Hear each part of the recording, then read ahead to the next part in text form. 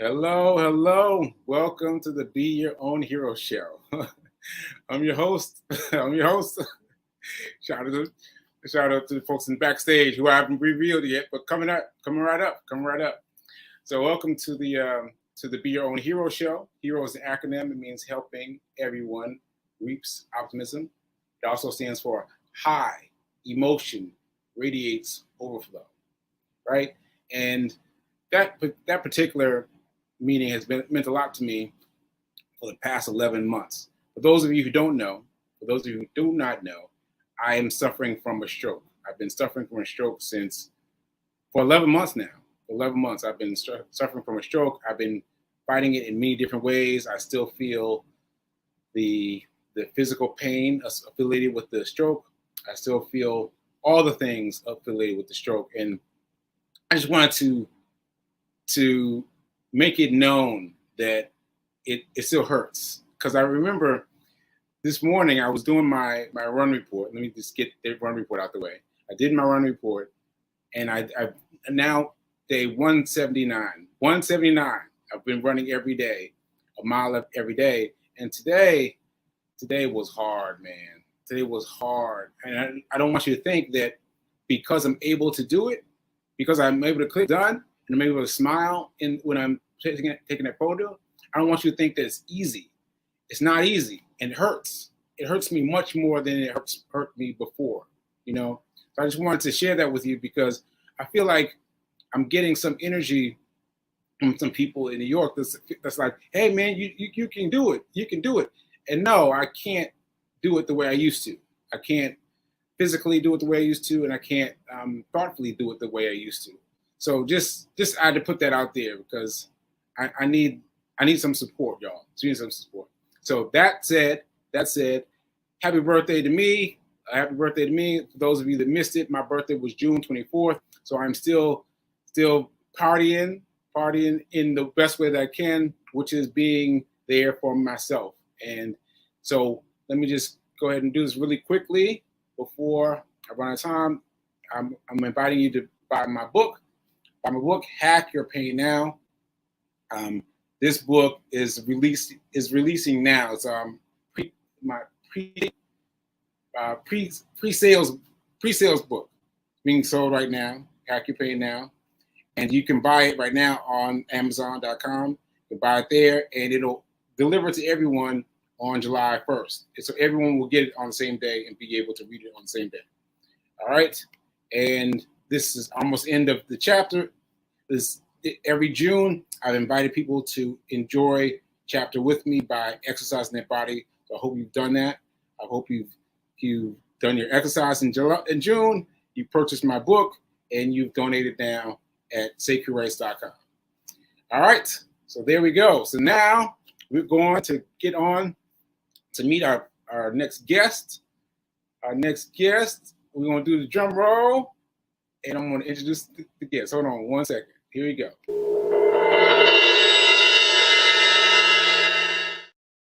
What's up, Ed? What's up, Ed? Cool. How you living, man? I'm living. So this is just spontaneously happening with you, Ed. I just wanted to do something different for my birthday, and I wanted to invite people in, and I wanted to try and balance my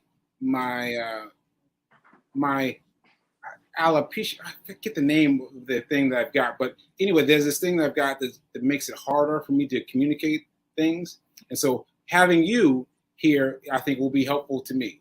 So please introduce yourselves and let everybody know who you are. Absolutely. First and foremost, I appreciate the invitation. I love that you have, built this platform as a means of communicating and empowering people that are chiming in. And you and I go way, way, way back. So obviously, I'm an absolute yes when that came about. For those of you that don't know me, my name is Ed Blunt. I have lived some lives over these last several decades, first and foremost as an artist and performer, acting on Broadway, off-Broadway, film and television, working with the likes of Denzel and Spike Lee and Sean Penn and et cetera, et cetera.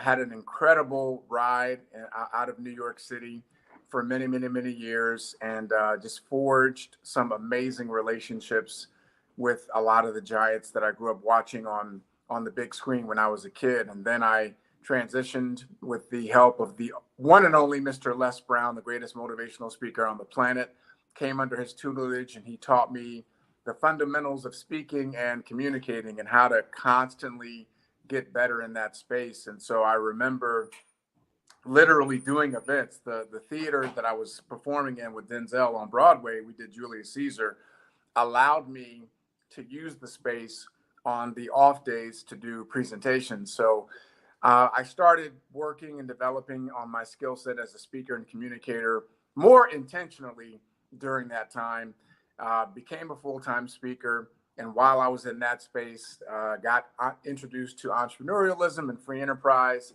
ended up getting into sales and building sales teams, was in the travel industry for almost 10 years, built a very sizable organization of 140,000 sales reps around the world. And from that space, I transitioned into life insurance and annuities. So we have our own agency now. I'm building that. So that's a quick summary. For those of you that don't know me, again, Ed Blunt, all over social media. You can just find me at Ed Blunt as well. That was great. That was great. Your professionalism speaks volumes for all the ways you pulled everything together. That was your hope. So I wanted to holler something that you just reminded me of. It just reminded me of my introduction to Les Brown.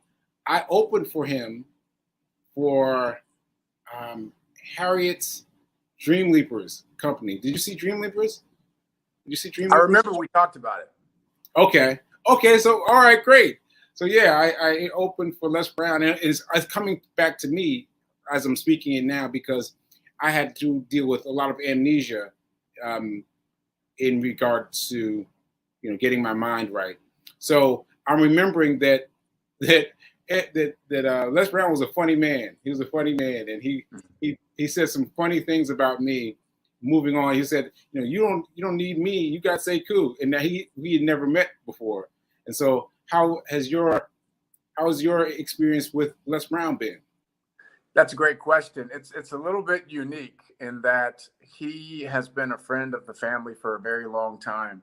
My father actually spent the weekend with Mr. Brown when he decided he wanted to be a full-time motivational speaker. My dad was really big in corporate at the time, and so they came up with a strategy that they cultivated because Les Brown had no experience in the corporate world. He had no college education or training. And he was reaching out to my father just to kind of help him come up with a plan. My father also ran his campaign when he was in the Ohio State legislature. So they built a relationship, a working one. And so I was just a little kid running around. I didn't know what was going on. But Les has known me since that time. And I didn't understand that connection.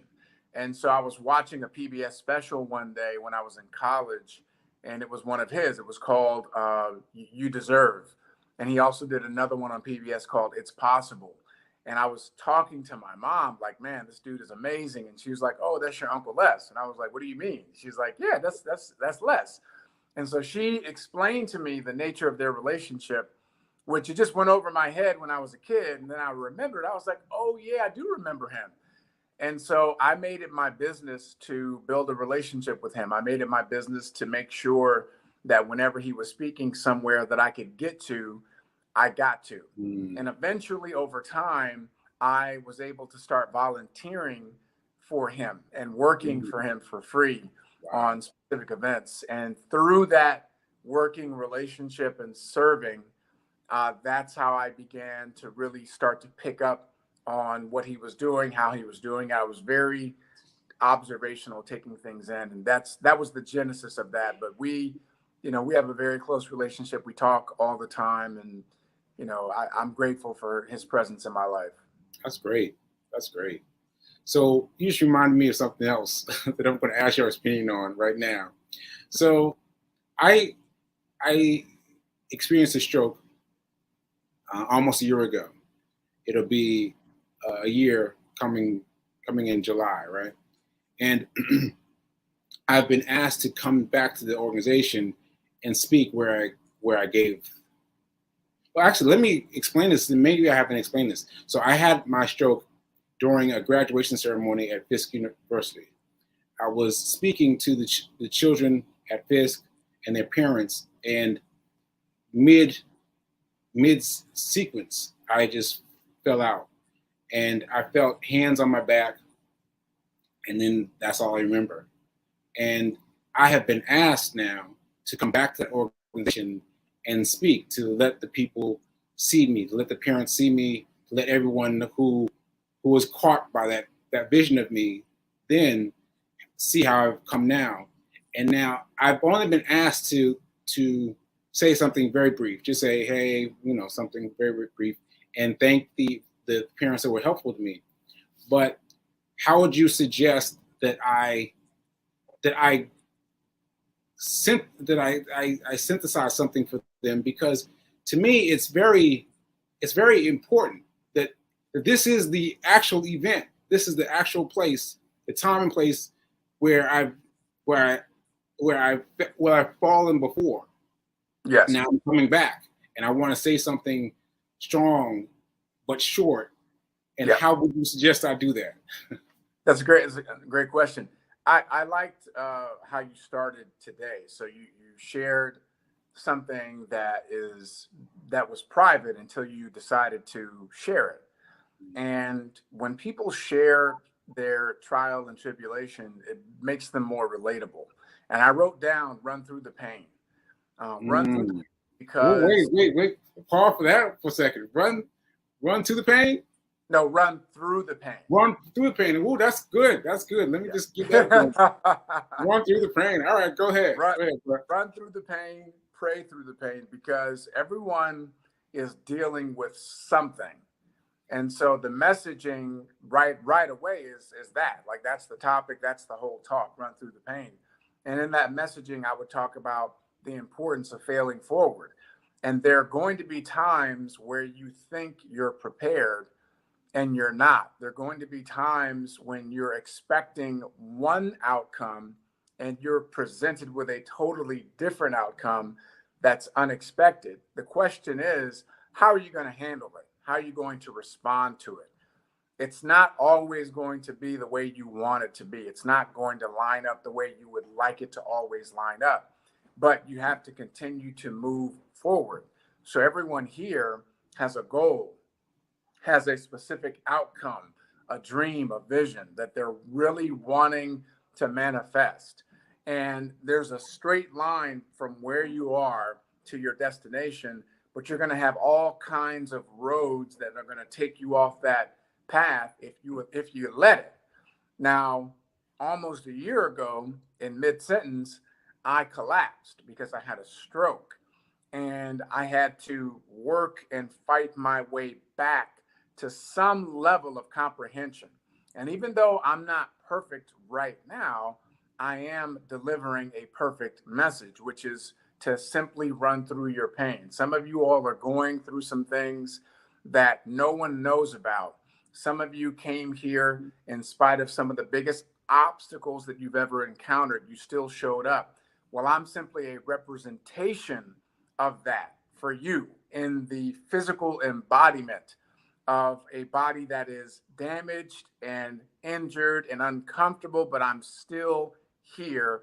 I'm still failing forward. So my message to each and every one of you is to keep moving, run through the pain.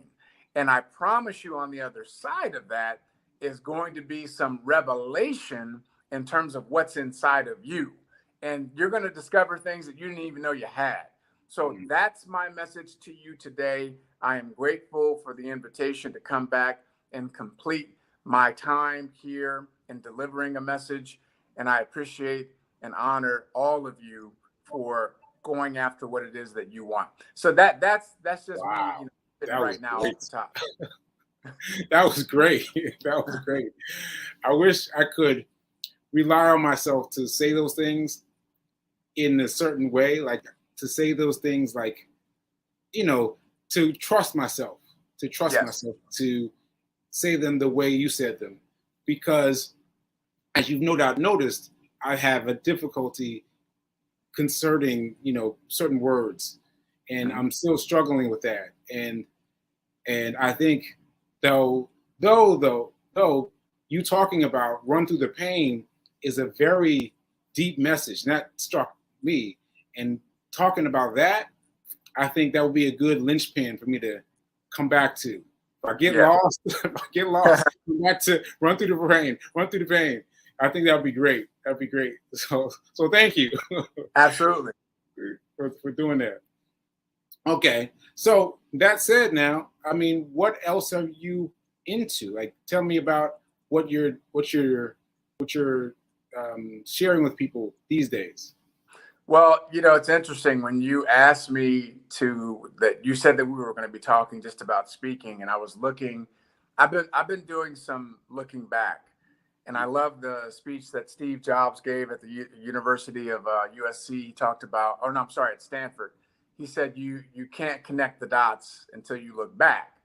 And I was looking at these iterations in my journey from actor to speaker to entrepreneur to sales leader to life insurance. And every one of those iterations were completely manifested because of my ability to communicate, my ability to speak and connect.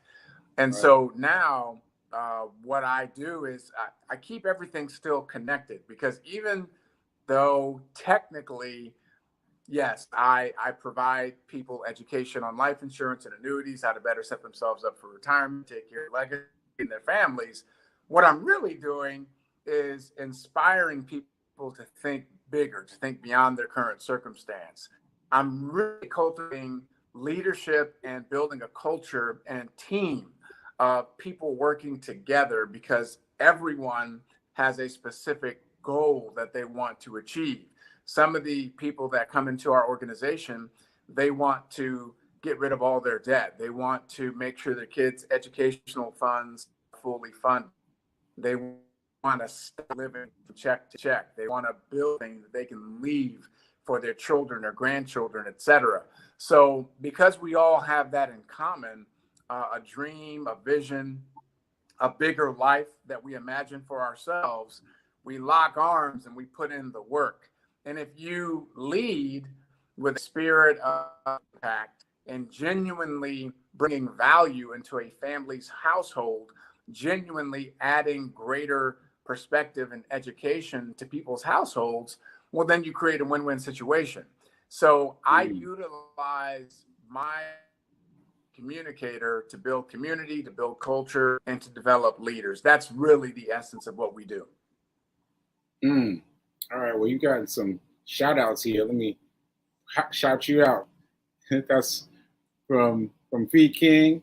You better preach, sir. I believe that's related to you. Related to you. And she said to me, Thank you. Yeah, you know your story and your journey more than anyone, Sekou. Continue trusting the process. Trust your shape. Thank you, V King. V King is the girlfriend of duty. Yeah, she's really supporting me and supporting me in real life situations, and she's been very, very helpful. Very helpful. Yeah. So that's now that we talked about that, let me just go back a bit to run through your pain, right? So once I've attached things to that, running through the pain, how do I make it short and sweet? Like I don't go too far off of the main thing. How do I just get there and get off really quickly? I hope that's a decent question. Well, again, what I do. Watch the recording of this, what you and I are doing right now. Because if you go back to answering the question, I'm literally doing your entire presentation, like right there. You can obviously edit, add a couple, but I gave you a 3-minute, maybe 3.5-minute speak. And the point is, a lot of times less is more. Most people, when they speak, they always talk too long and they always say too much. They never know when to stop talking. And that's like 90% of the time. One of the things that Mr. Brown trained in me was how to a 20-minute message and turn it into a 5-minute message. Because when he and I were on the road together, there were times where he had a keynote and he would have a 50-minute keynote, but because of the programming going over, he would go from 50 minutes to say, Mr. Brown, I'm sorry, we really apologize. We can only give you 13 minutes. So he and me watching him do that, that's how I learned how to condense my messaging, because he was right.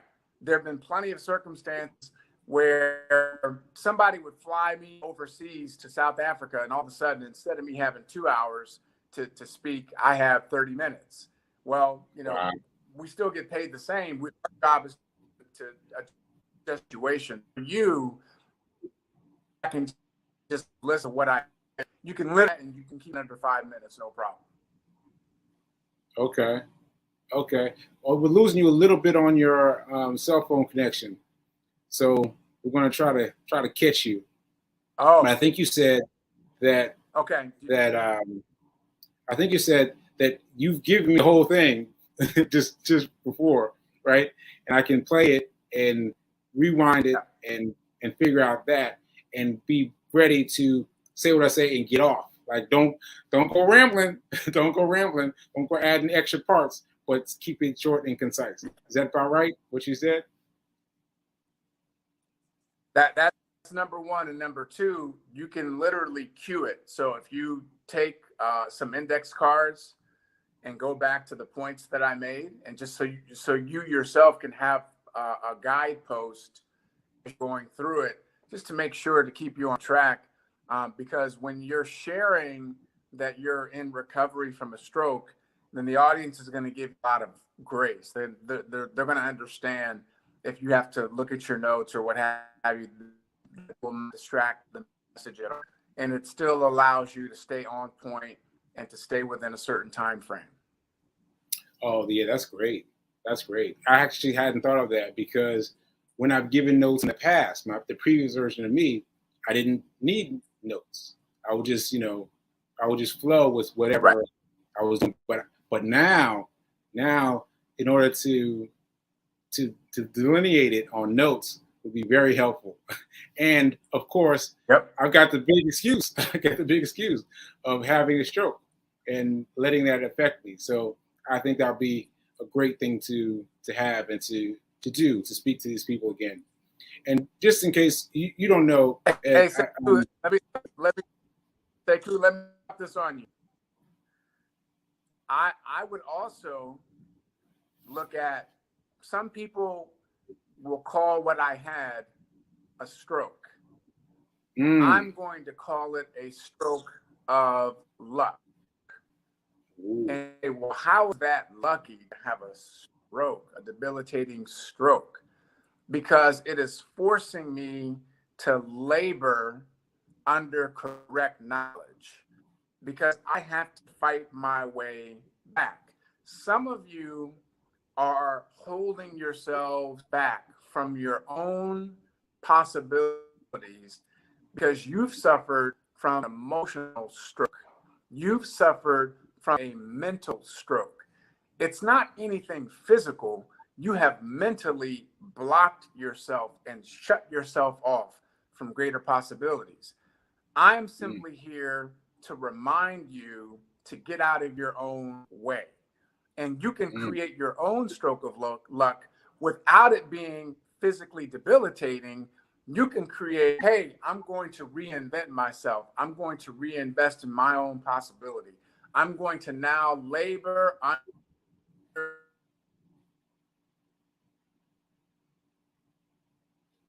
Hello? And did we lose you? All right, well, we lost Ed for a second, folks. I hope he pops back in, because that was good. What he was saying just now was very good. Was correct. Oh no. All right. So I guess I guess we lost you. Are you back, Ed? Are you back? Yes. Okay. Yes. So we lost you mid flow. It was sounding good though. It was sounding really good.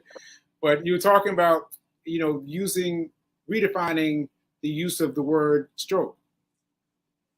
Stroke of luck. Stroke of luck. Laboring under correct knowledge. That's the acronym for luck. And talking about the fact that me, Sekou, I have been physically debilitated and I'm fighting back from that. But many of you have created your own strokes, emotional strokes, mental strokes, where you have shut yourself down to greater possibility. You've shut yourself down to belief in yourself. And I'm offering you an opportunity to rehabilitate the same I am. I'm going through physical rehabilitation.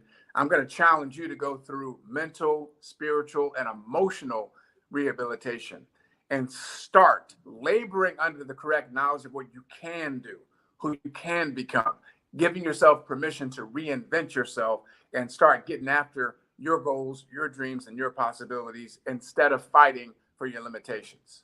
That was good. That was good. I'm glad we got to read you. That was excellent. Excellent. So Ed, this show is usually about money. This show is usually about money. So let me just try to end things up, talk about money. So as you have done all these many beautiful things that you've done, what has been your best advice given regarding money? What's been the advice that has shown you the most as you've traveled? The best advice I've ever gotten, and it took me a long time to understand it, is to live like you're broke. Live like you're broke. Move like you're broke. Because for most people, the worst part of some success is some success. Because as soon as you start having some wins, usually people start to get comfortable. Money creates an illusion.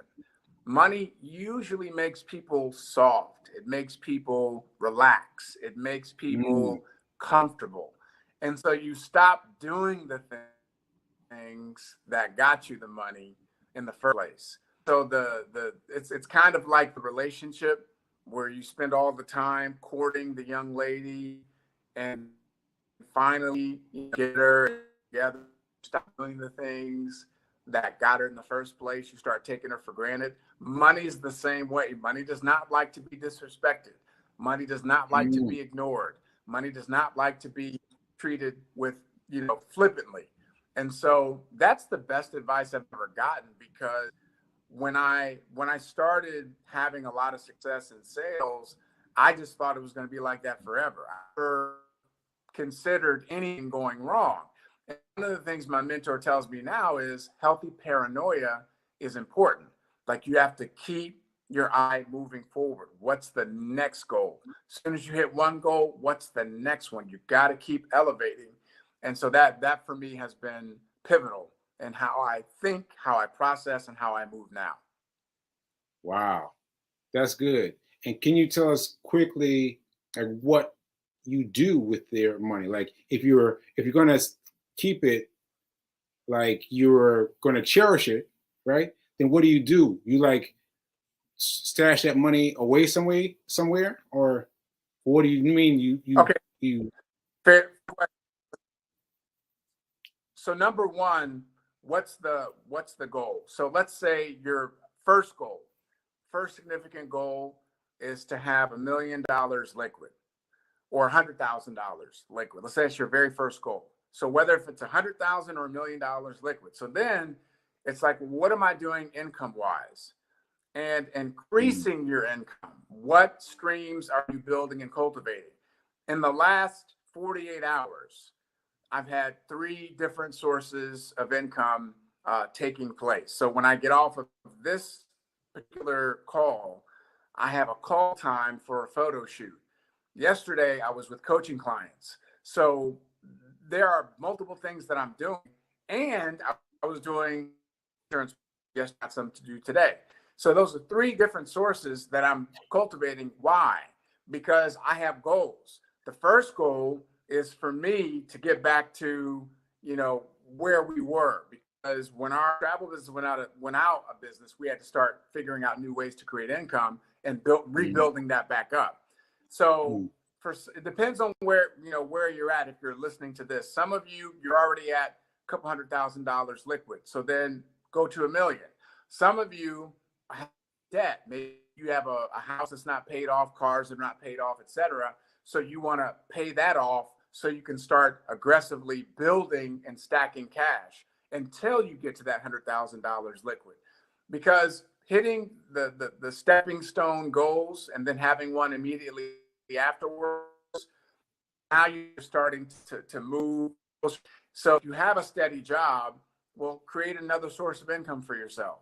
One of the things that in our agency, 90% of our people are part-time. They have full-time jobs, and they're building their life insurance business on the side because it gives them the flexibility to generate a couple $1,000s a month. And guess what? They take that $2,000 and they're paying off whatever, the car, they're putting an extra payment on the mortgage, whatever they're doing, and it helps them get to their end game of debt, you know, zero debt faster. So those are just some of the suggestions depending upon where you're at. Okay. Those were great. Those are great. And I got so caught up, I let us run past our time already. So we're going to have to do this again. We have to do a part two. We're going to have to do a part two. Fantastic. So thanks to everyone. Let's do it. Yeah, thanks to everyone who checked us out. And I remember that that now is better than perfect. Now is better than perfect. Anything else you want to say, Mr. Blunt? Listen, brother, continued healing to you. Much respect to you on your healing journey. We love that you show up and you still doing the work, even though you're rehabbing. So that's out of character and your determination. So you just keep on keeping on. Thank you. Thank you. Thank you, folks. All right, we'll see you next time. Later.